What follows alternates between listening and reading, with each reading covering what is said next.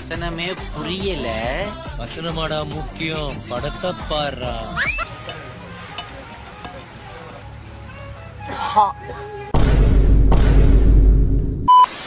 What is the tallest building in the world? Mia Khalifa.